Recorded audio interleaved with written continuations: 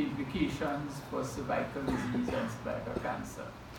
We have what are called low-risk subtypes, and we include 6 and 11 in that group, yeah, where these particular subtypes have no risk of developing invasive carcinoma, right? So we talk about 6 and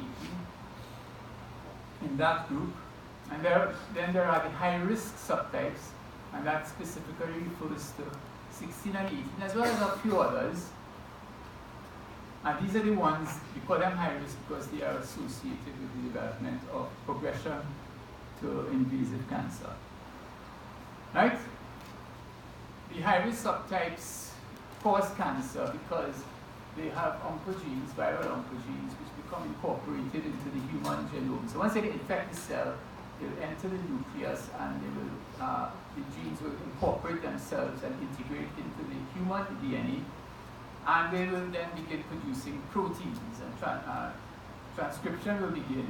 And it's these two particular genes, the E6 and E7 genes, and the proteins, the oncogenic proteins that they produce within the cell are what eventually lead to the conversion to neoplastic cells and eventually to malignant cells. Right? So you need to have that integration into the host genome before you can actually have any kind of risk of developing invasive cancer. 6 and 11 don't do that. Right? There's no integration into the host genome in the low-risk subtypes of HPV. So only with the high-risk subtypes you have that going on. So here are the other risk factors. We said HPV is the main risk factor, the primary cause, but there are other risk factors as well.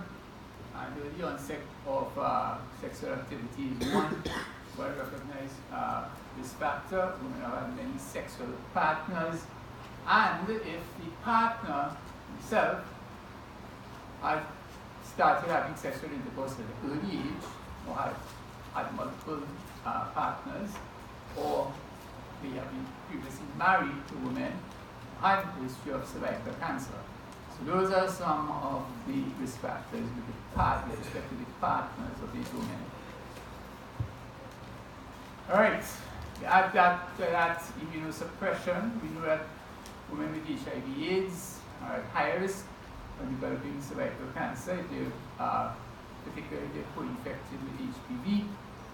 Smoking, multiparity, and associated genital infections, of which herpes is one of the main ones that are associated with cervical cancer. Right?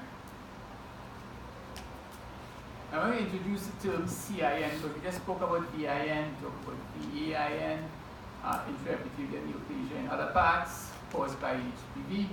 Well, in the cervix it's called CIN,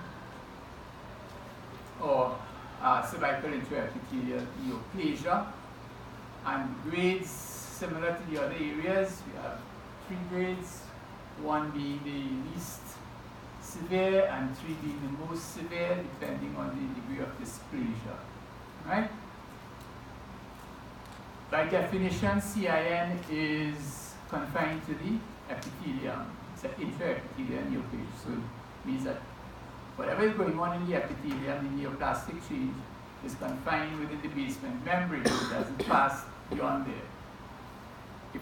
When it gets out, or if it gets out past the basement membrane and into the stroma, it's now a different beast, and it's now an invasive tumor, and we call it invasive squamous carcinoma. So we make a distinction between the CIN lesions, which are confined to epithelium, and the invasive squamous carcinoma, which has now broken through the basement membrane and is invading the stroma.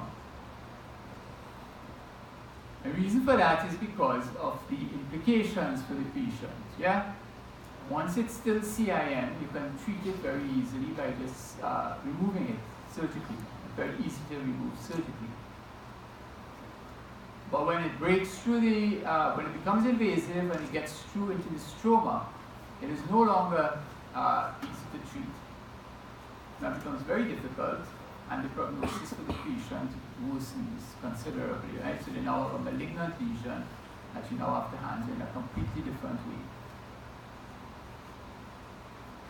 Alright, so that's CIN1, as we said earlier, typical example, with the typical polycytosis obvious in the middle layers.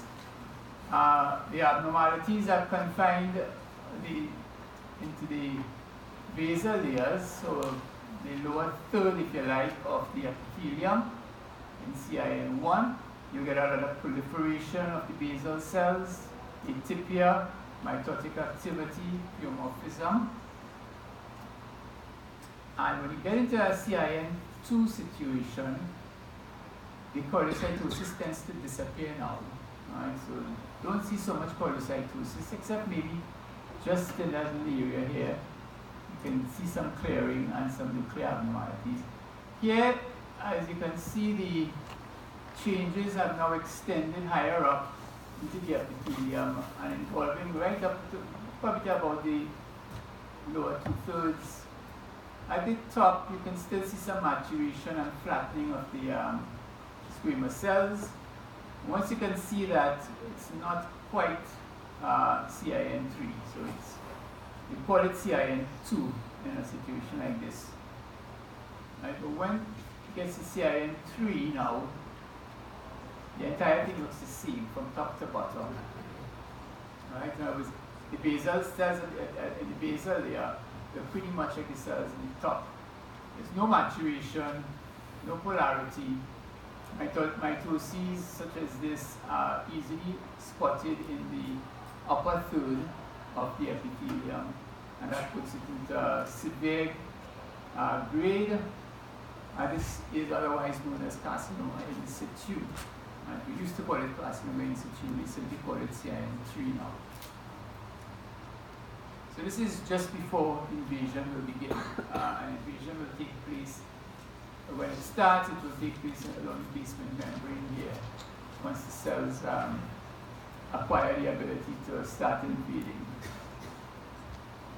Right, so let's talk a little bit about pap smears now, because this is still the main modality for screening, at least in this country. It's being slowly replaced as time goes by other means, but it's basically a screening test which looks at cells in the transformation zone of the cervix, yeah, with the sample transformation zone. That's where the squamous epithelium changes to granular columnar epithelium, right? So you're targeting this area for examination. You want to get some of those cells, and the reason you want to look for it, you want to look for the abnormal changes in the cells which are typical of HPV infection. All right, that's the aim of the pap smear. The reason we want to sample the transformation zone is because that is where most of the CIN changes take place, right, primarily. So if you don't sample the transformation zone, you will most likely miss the CIN changes there.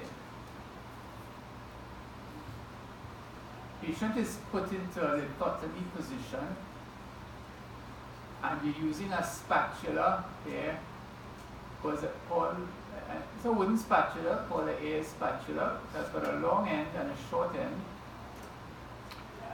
Using a speculum, a vaginal speculum, you have to be able to open up the vagina to visualize the cervix. You have to see what you're doing, right? Inserting the spatula, the long end will go into the canal at the os. Short end will sort of abut against the outside, and then you're doing a 360-degree scraping of the cells. So you just rotate to 360 degrees, scrape the cells off and smear them on a microscope slide. So this is usually done by a nurse in the clinic, or sometimes by the gynecologist.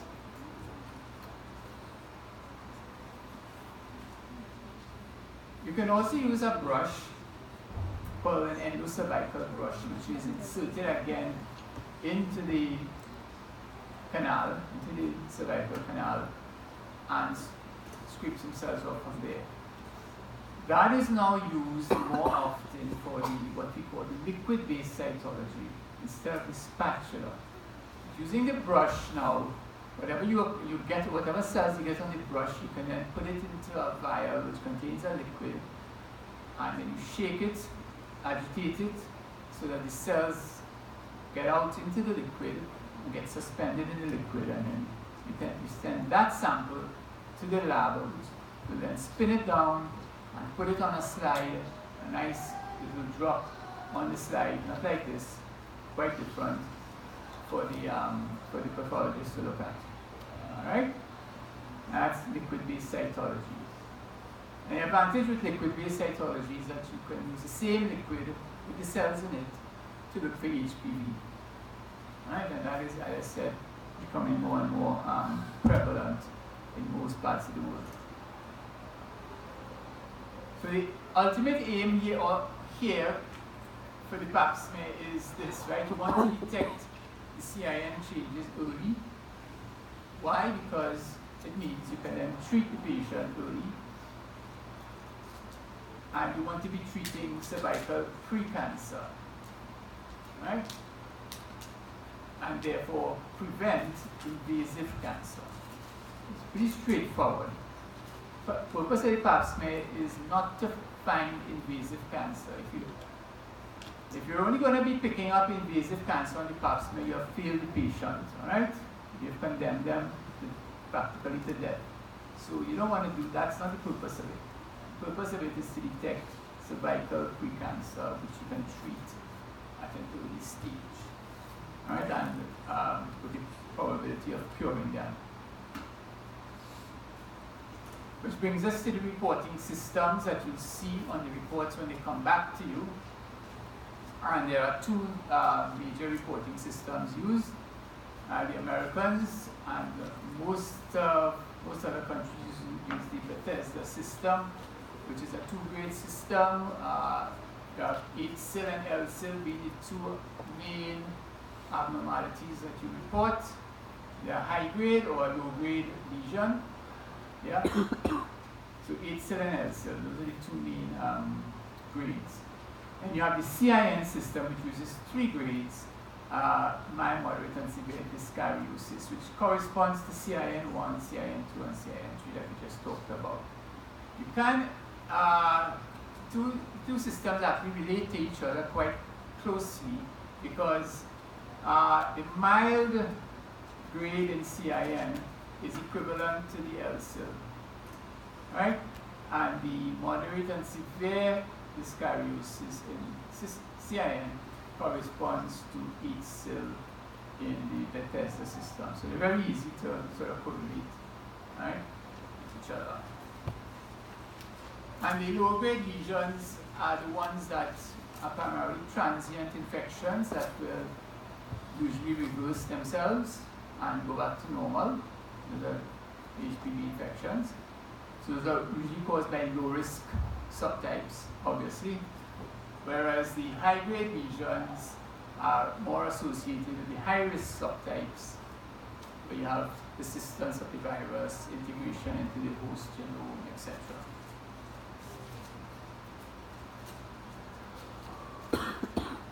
So mild dyskaryosis or L-cell will look something like this. This is, if you imagine the photo of the polycytosis I showed you earlier, well, this is polycytosis on the pap smear, right? A binucleated cell with enlarged nuclei, nice perinuclear clearing at halo around the nuclei, typical HPV infection, right? Polycytosis. Another one here is a single nucleus, but still enlarged and abnormal, and surrounded by that perinuclear halo, and there's another one here as well. It's a normal squame to compare with, right? A pyknotic small nucleus and no perinuclear clearing there at all, right? So these are clearly exhibiting signs of HPV infection and polycytosis. And here things get a little more severe. These are that. Right? These are basically mature squeens, right? Mature squeens, intermediate squeens, etc. Right? So what you expect to see on the very surface of the epithelium. These cells are not. They are more located in the middle or parabasal area of the epithelium. They have a denser, more eosinophilic type cytoplasm. There's no halo here. You might imagine there's something here, but not really. Most of these cells are quite abnormal. There's an increased nuclear cytoplasmic ratio, much larger looking nuclei, very hyperchromatic. Right? And this would correspond to a high-grade lesion or maybe a moderate dyskaryosis. So much bigger nuclei, more nuclear atypia, and disappearance of the perinuclear halo. And this is more high-grade stuff. It was the nuclear cytoplasmic ratio is very high here. The nuclei are taking up more than 50% of the entire cell. You just get a small amount of cytoplasm at the periphery. So these are CIN3 or high-grade cells. A lot of these similar. Again, you have this sort of orangophilic cytoplasm in some of the cells. Right? But again, very atypical looking nuclei. So this is again high-grade lesion. And even more so here, right? These are basically basal cells or parabasal cells with very large nuclei, relatively little cytoplasm, coarse nuclear clumping within the nuclei. Right? So again, high-grade type lesions. Right, so management is basically based on what you report, what you put in the report. Okay. We report it as a low-grade lesion. Might just ask the patient to come back and repeat in a few months' time, see if it disappears, right? Because you expect the low-grade lesions to disappear eventually without any further treatment. Right? If they persist and they keep coming back with abnormal smears, then you might want to take some additional action. But for the most part, you want to treat them conservatively with the low-grade lesions. On the other hand, if the patient comes with a high-grade lesion, then you don't want to waste any time in sending them to biopsy. Right? You want to confirm the abnormality on biopsy, so you can then treat by removing that part of the cervix surgically. So as I mentioned before, more and more recommendations are coming through that we do HPV testing as well as a pap smear. Right? We do the HPV testing because we want to find out whether they're low risk or high risk type HPV. That will tell us where things are likely to go, right? If the patient tests only for low risk type viruses, then we know that things are probably going to just get better. That's what happens in most cases, right? As I said, HPV infections are very common in women, particularly in their 20s. And for that reason, now in some countries, the pap smear isn't even done after the age of 30. It's only done for women in their 20s, and you don't test for HPV in those women because most of them will be positive anyway. Okay? So more and more we're restricting the performance of the pap smears for women, for younger women under the age of 30. But if they're over the age of 30, we're recommending that you use HPV testing as the primary screening device.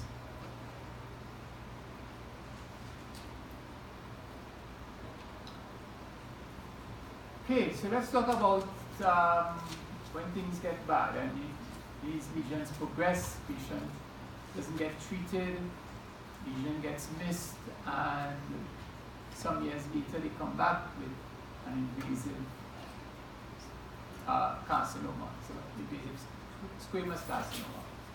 That will usually happen around this period, right? So the natural history of HPV infection, if a woman gets infected at, say, in her early 20s, it will be at least 15 to 20 years before invasive carcinoma develops. And then it takes that, that's a normal history for the virus.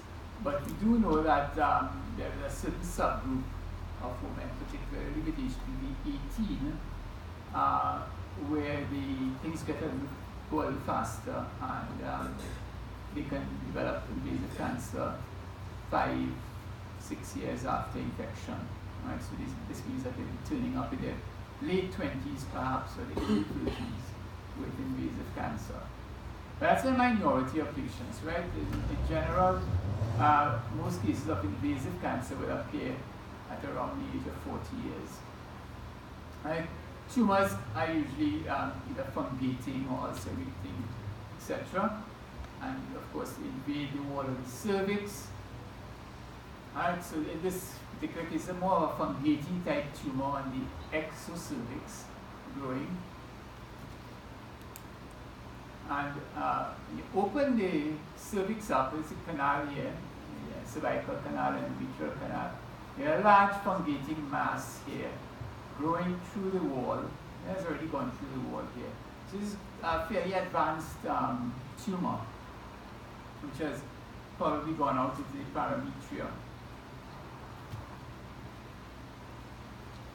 Well-differentiated squamous carcinomas look like this. And you can, it's invading the stroma, forming these keratinized pearls here at the center, and nice, well-differentiated squamous epithelium around it. Yeah. So that's a well-differentiated form of the disease. And this is probably a little less moderately differentiated. You can still see some keratin formation here in the tumor, but out here you get solidness of squamous cells forming another with a keratin formation here as well. Alright, so it's more of a moderately differentiated type of squamous carcinoma. Right, so it invades through the wall of the cervix, gets into the parametrium eventually, and this is how we stage the tumor. And of course, it will start to invade the lymphatics, so to get into the pelvic lymph nodes. And from the pelvic lymph nodes, it will spread into the pelvis, different parts of the pelvis, the bladder, the ureters, etc., rectum, eventually, and then distant spread into the peritoneal cavity, omentum, etc. Alright, so we get distant metastases. Staging is the most important prognostic factor, and I've given you the staging of cervical cancer in your handout, so you need to know that. So just read through the main stages of what stage 1 is, what stage 2, stage 3, etc. Alright? Apart from squamous carcinoma, we can get adenocarcinomas arising from the endocervix, and there is also an association with HPV. So HPV can and does also cause adenocarcinomas of the cervix. And then you can get hybrid type tumors where you have both glandular and squamous cells, so that's called adenosquamous carcinomas, and then you have some undifferentiated type of tumors. And those are the approximate 5-year survival rates. As you can see, once you get into stage 3, where there's involvement of the pelvis, invasion of the pelvic structures, the 5-year survival rates start to drop dramatically, right? So not too bad in stage 1 and stage 2, but in stage 3, things start to get bad. Alright, so let's leave the cervix now and move on to uterine corpus. Is something? Yeah, from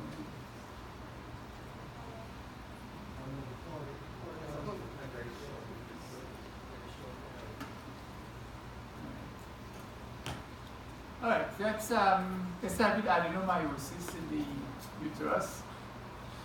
Simple, straightforward. It's the presence of endometrial glands and stroma in the myometrium. So we're not sure exactly how this happens, but somehow the glands, together with the stroma from the endometrium, manage to migrate into the myometrium, and that sets up a response which can produce a whole bunch of symptoms in the patient. It's very common, all right? And you get, when you cut open the uterus and you look at the myometrium, you actually see these small foci of glandular tissue. Sometimes they look cystic, so you get these cyst-like spaces, usually containing blood in the myometrium. Right? And under the microscope, you can identify the endometrial glands and stroma. They set a host of clinical features, including things like menorrhagia, dysmenorrhea, etc. Right? It looks a little bit like this, where it's surrounded by myometrium, and you get an island of endometrial glands accompanied by endometrial stroma sitting within the myometrium itself. Yeah.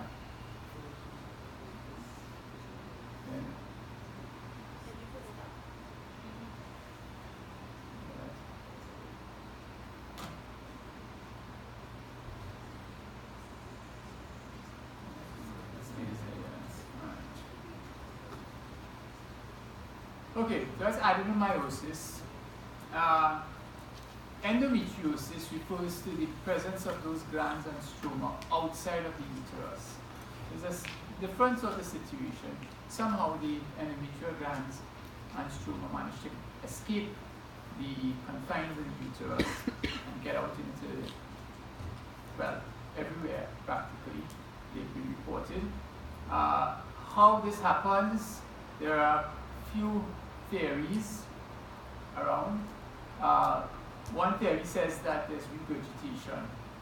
Right? So endometrium, maybe during menstruation, instead of moving out, goes up into the tubes and then enters, somehow gets into the pelvis, ovaries, etc. Right? So that's one theory, regurgitation of endometrium. Another theory says that under the influence of hormones, you can have metaplasia in other tissues, so that those tissues have to change into endometrium and stroma. So that's one possibility under estrogen stimulation. And another one says that endometrium is able to invade lymphatics and blood vessels just like cancers. And they can invade these blood vessels and then travel to all sorts of different parts of the body. Right? Now, there's some evidence to support all three theories.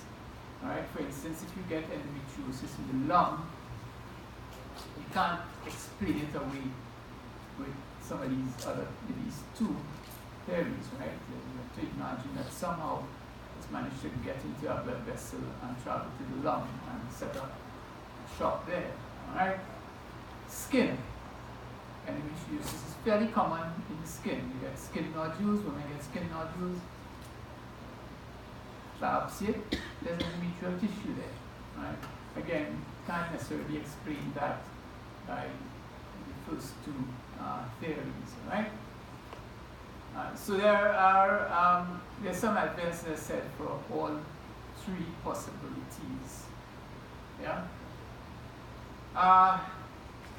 Once they get out into other tissues, they go through the same cyclical changes because they're under the same hormonal influences as regular endometrium.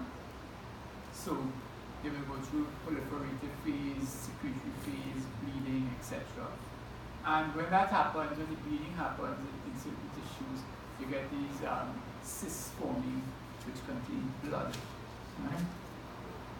And you have, for instance, in the ovary, when you get endometriosis in the ovary, you get these cystic structures which have this blood and debris over a period of years accumulates. And then you call it chocolate cyst. Yeah, that's a typical chocolate cyst in the ovary. Right? You can see the chocolate-like contents is opened up, and that's a cyst there. And on the bowel, this is a small bowel wall. We're just looking at a laparoscopic view here, and sitting on the serosa is this is a bluish nodule of endometriosis, right, with endometrial glands and stroma. The blue tinge that you see here is because of blood. It's bleeding regularly, and so that the appearance there of altered blood. And similarly here, again on the surface of the large bowel, a few foci there of endometriosis. Okay, let's move on to endometrial hyperplasia.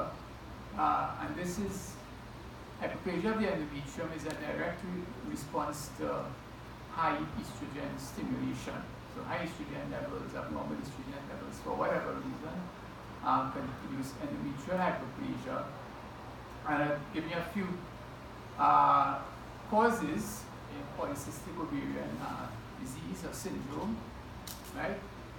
So tumors of the ovary produce excess estrogens, so typically stromal tumors like granulosa cell tumors, or you can have just ovarian stromal hyperplasia, again, excess estrogen production, and sometimes estrogen replacement therapy itself can lead to hyperplasia. Hyperplasia comes in two forms. You need to just read through these. The simple type, where you just have an increase in glands and stroma within the endometrium, no atypia. And then the second type called complex hyperplasia, which very often presents with atypia, abnormal looking glands, with cellular and nuclear atypia, which is a precursor to cancer, another precancerous lesion, which can lead to endometrial carcinoma. Endometrial hyperplasia looks a little bit like this. Thickened folds of endometrium, obviously very hyperplastic, very fleshy looking folds within the endometrium, so overgrowing the surface there. And the glands themselves look very crowded, packed together, sort of multi-layering, branching structures, and nuclear atypia. As I said, this is frequently precursor to cancer. Again, in this one, that sort of multi-layering effect, these enlarged cystic glands, obvious nuclear atypia, pleomorphism, and hyperchromatism in nuclei. Alright? Okay, so there is a close association. They are a precancerous lesion, so they can lead eventually to endometrial carcinoma. And in endometrial carcinoma, the incidence is usually in postmenopausal women, but nowadays we're seeing younger women coming in with endometrial carcinoma. The risk factors are well known. Alright, obesity, diabetes, hypertension are all well known risk factors, as well as infertility. Right? And it's because of the high incidence of diabetes and obesity in many Western countries that the incidence of this is rising. Right? As I said, you're getting younger women coming in now, premenopausal women presenting with endometrial cancer. The risk factors are the same as with hyperplasia, right?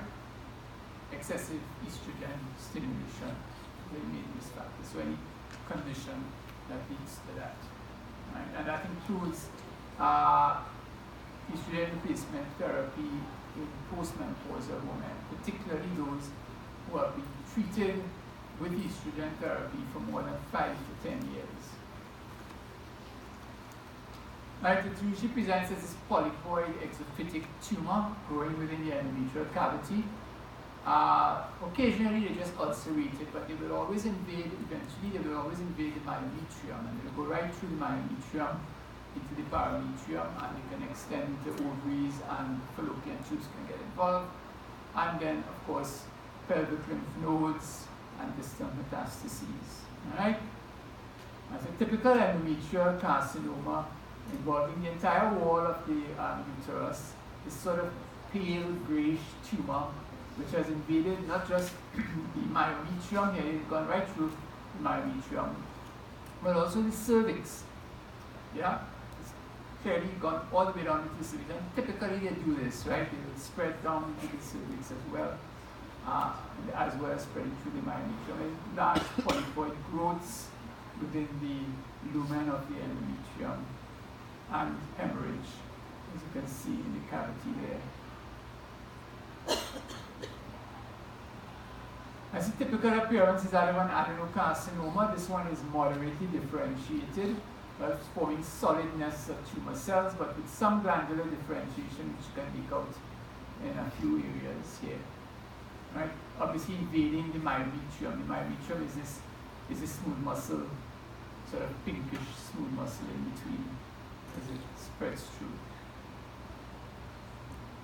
Alright, and then we have the commonest tumor in women by far is the leiomyomas, or what we call colloquially fibroids.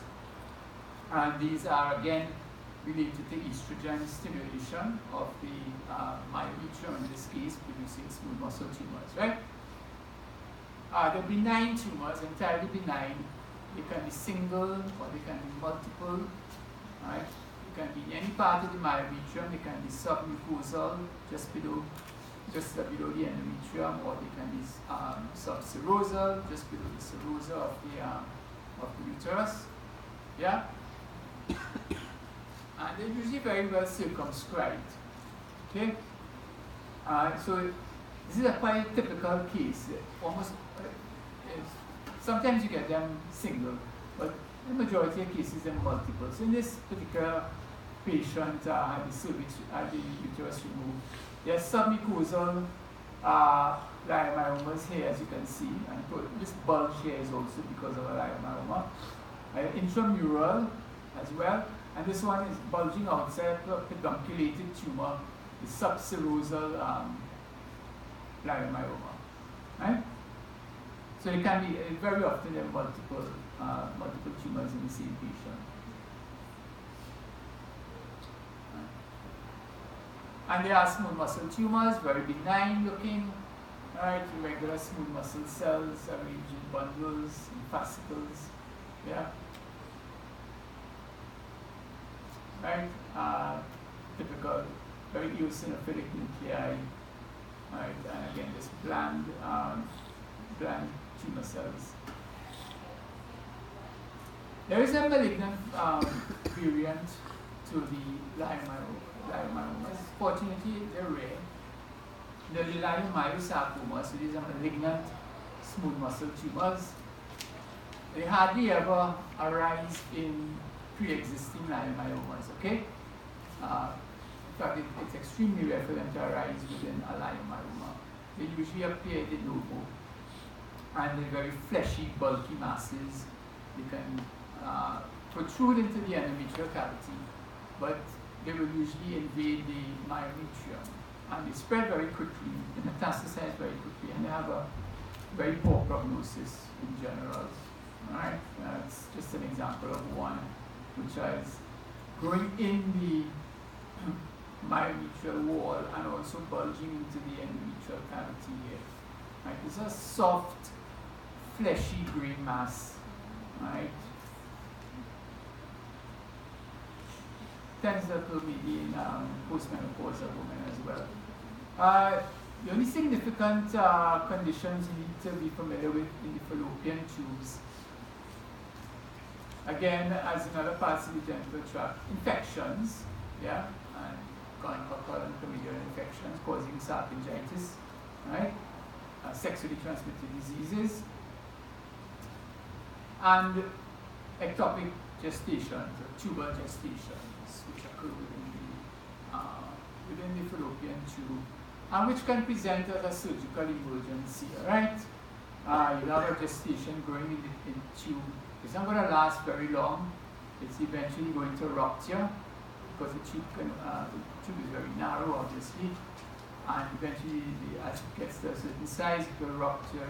There will be hemorrhage, and if the tube ruptures within the abdominal cavity, you have a severe bleeding, and the patient can go into shock. So it can present as a surgical emergency, right?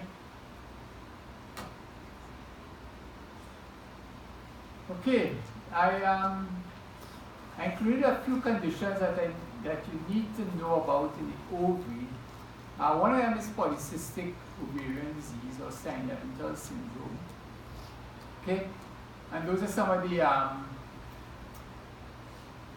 signs and symptoms that you need to be familiar with in polycystic ovaries. Right? This is associated with obesity and either amenorrhea or oligomenorrhea, and due to anovulation. Right? Here the ovaries are usually enlarged, you have a thickened capsule, you get a cyst, subcapsular cyst forming, yeah? And they are associated with the high estrogen output. Yeah? Well, as far as ovarian tumors are concerned, this is a big topic that can take up an entire hour by itself. So I will just ask you to look at the WHO classification. The 2014 classification, I think, was the last time it was updated. And read through the long, very long list of ovarian tumors. It's a very heterogeneous group. It's very difficult to generalize when we're talking about ovarian tumors. Okay, you can say a few things. All right, most of them are benign. Right, we say that, and occur within while women are still fertile. Right. The older women tend to have a higher incidence of malignant tumors, and some of the risk factors involve things like nulliparity, family history, close family history. We know about the BRCA1 and BRCA2 genes, and gonadal dysgenesis. Right? So those are just some of the known risk factors, but it's obvious that there are a lot of other factors that we don't know about. Right? So a lot of cases are just of unknown etiology with respect to ovarian cancers. In general, the classification is based on where the tumor arises from in the ovary. And the biggest group of tumors, ovarian tumors, come from the surface epithelium. Right? That's by far the biggest group. You have a smaller number of germ cell tumors, and there are a whole variety of these. There are the sex cord stromal tumors. That's the other third big group of ovarian tumors. Right? Don't forget that a lot of GI tumors, gastrointestinal tumors, like stomach cancers and large bowel cancers, will very often metastasize to the ovaries. Okay? A very common site for metastatic tumor. Right? So yeah, as you said, the majority of tumors arise from the surface epithelial cells. Right? 80% of them. These can be either benign or malignant, and you see in the classification how we the nomenclature that we use. We talk about serous tumors, we talk about mucinous tumors, clear cell tumors, etc., transitional cell tumors. Right? And in each group, you have benign variants and you have malignant variants. You have adenomas, for instance, and then you have adenocarcinomas in the malignant types. Right? The germ cell tumors are quite different. We have teratomas, where you have benign teratomas, and you have malignant or immature teratomas. You have embryonal carcinomas, dysgerminomas, and choriocarcinomas, all coming from the germ cells.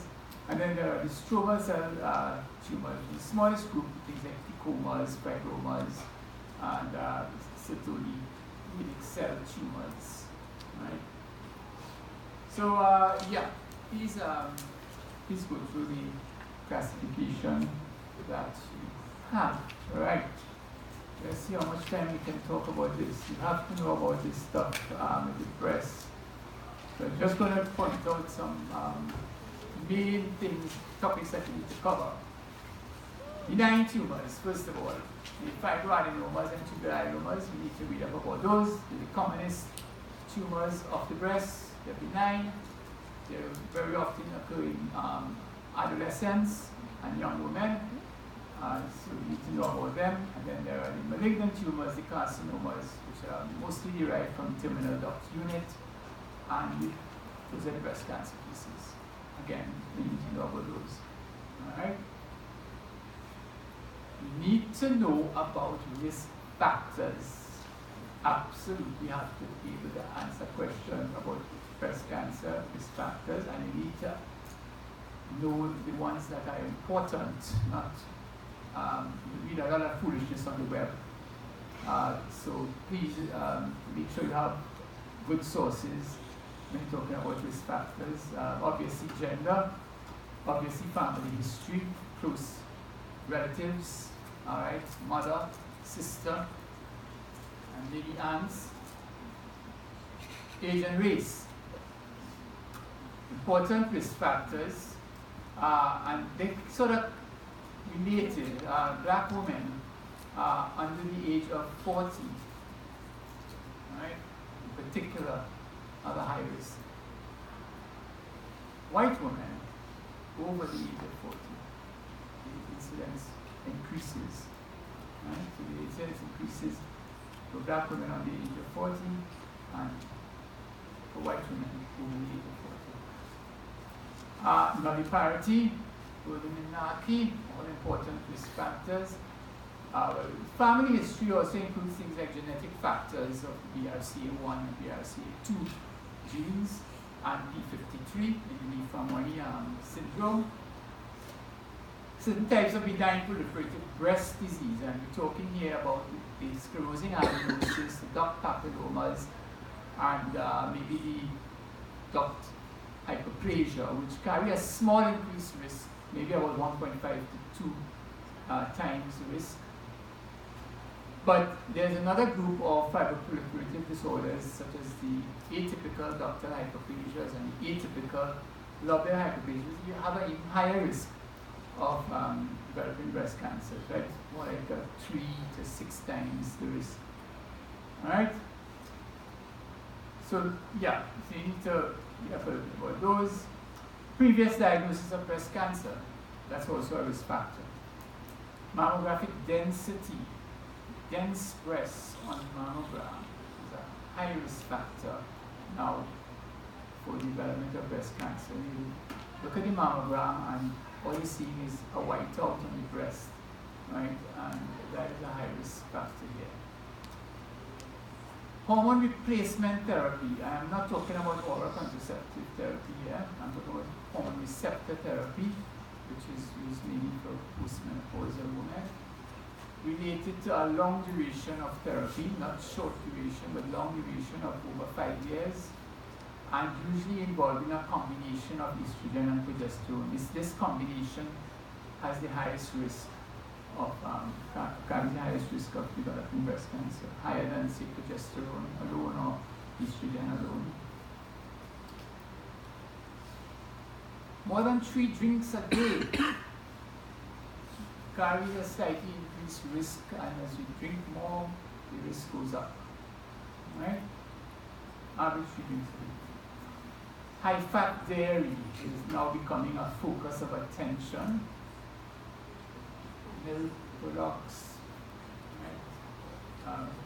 Mostly thought to increase risk of breast cancer.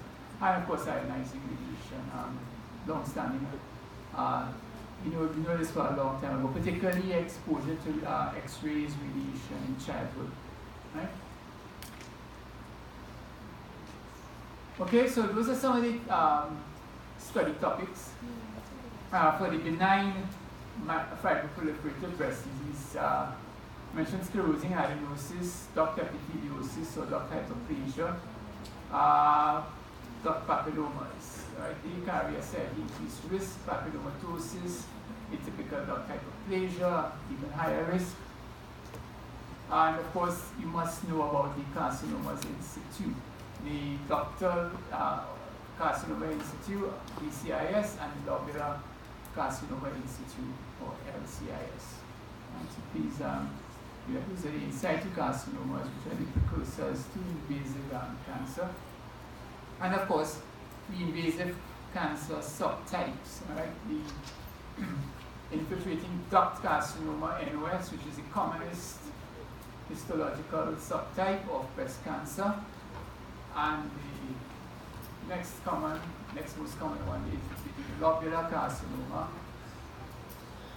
And the different subtypes of infiltrating duct carcinoma, which you also need to know about, right? Some of the main subtypes are like medullary, mucinous, tubular, etc. Okay? You have to study prognostic features. This is what we use in staging. Tumor size is absolutely important. The histological grade you have to know about. You must have to read up about Nottingham histological score, how we score the tumor when we look at it under the microscope, the different parameters that we use in nuclear size, tubule formation, and mitotic activity, the three main criteria for the score. And the most important of all the prognostic factors, which is this, all right? The presence or absence of axillary node metastases. Okay? You have to know what molecular markers at this stage. The estrogen receptors, the progesterone receptors, and the HER2 receptors. HER2 is, of course, an epidermal growth factor receptor. Treatment is now available for these patients who are positive for HER2, as well as hormonal therapy for patients who are positive for estrogen and progesterone receptors. So those are all available, and therefore, knowing the molecular markers for each cancer case means that you can then plan management and therapy. So these are now essential parts of the report that you will be getting back from the lab.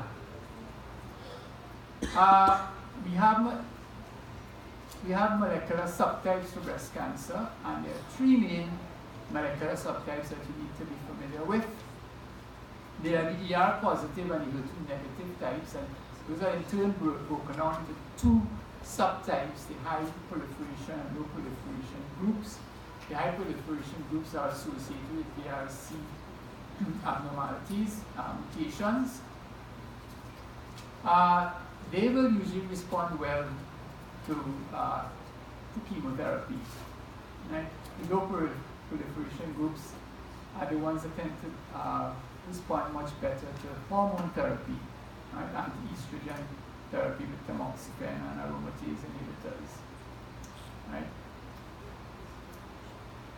The HER2 positive groups are the ones that will be treated with Herceptin or trastuzumab, right? And they will respond to that particular form of treatment. They tend to be small tumors which will metastasize pretty early to distant sites, so they need to be tested for HER2 and they need to be treated.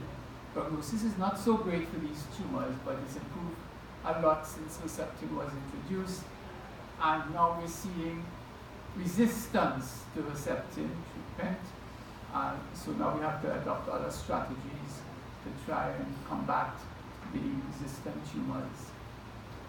Right, but prognosis is still reasonably good, even for these patients.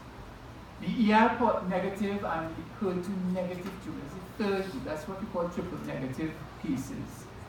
They're also negative for PR.